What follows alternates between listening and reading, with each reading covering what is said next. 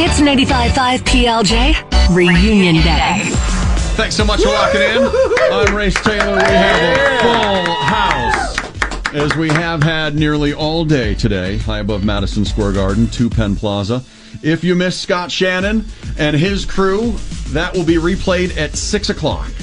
All right, Mike Allen will be on at 7 o'clock with even more memories and more voices from your past. We have had just an amazing day sharing the history of this radio station with you, and we have much more to share. On the phone right now, checking in from, I believe this is California, is Brian Whitman there.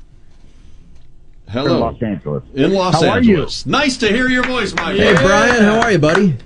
Good to hear you, Ray, Joey, and Mike, and everyone. I'm sitting here really working out the app, listening to these final hours of WPLJ, and it is just so emotional to hear all of my friends from the past. It's so emotional to listen to you guys. May I say you're doing such a commendable, really an honorable job saying farewell to a station that for 48 years has meant so much to this great city. And your part in the station, in the fabric of PLJ, if you would bring everyone to light, because they might not recognize your regular speaking voice. Race, you're exactly right. Correct. In 1993, I had known Scott Shannon for a long time. I used to bug him back at Z100 when I was 13, calling, doing impressions and character voices. And by the time he was on PLJ, and I was working with Howard and Stephanie at Hot 97 by the time. We all got fired. So I called Scott the next day, and Scott said, "Why don't you come on PLJ and do some bits?" I said, "Excuse me?" And someone got on the phone and told me what he had said. He said, "Why don't you?" I said, "I'm sorry, what did he say?" And she said, "He said tomorrow you should call and do some bits."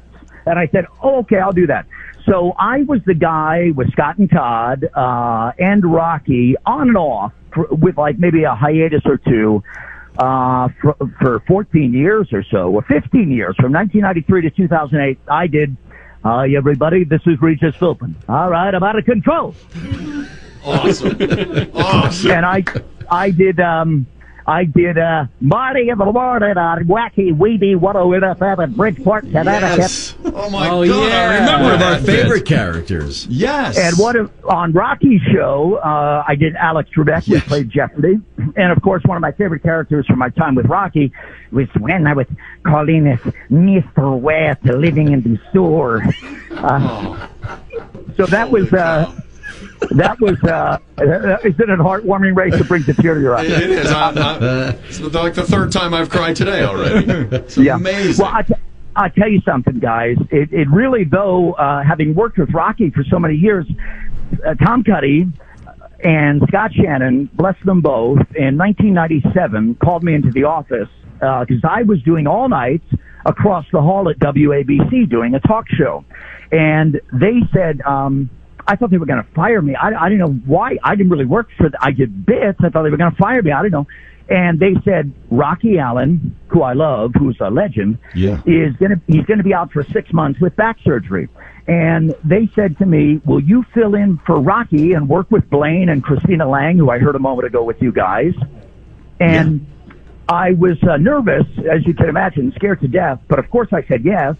And for 6 months, I did that show with Blaine and Christina and all of that. And I learned so much at that time, being on the air in the afternoon at PLJ. Nothing you don't know, Race, obviously. But I have to tell you, it was after that I came to Los Angeles, where I've been ever since. I currently do the morning show at KRLA.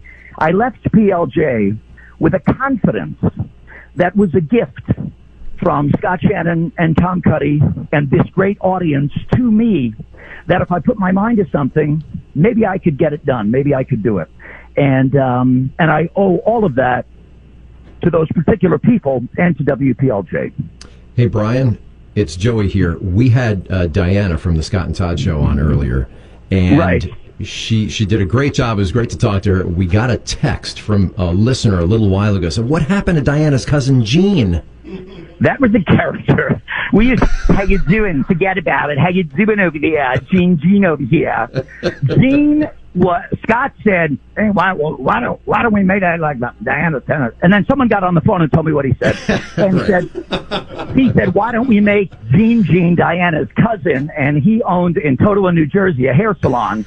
And Diana told me that a woman would call her regularly and say, I've been all over Totowa trying to find that guy's hair salon. I can't find it. That's to get it over here. Oh, my gosh. But I'll say to you in closing, because you have so many people more important to talk to and so many wonderful listeners of PLJ to talk to.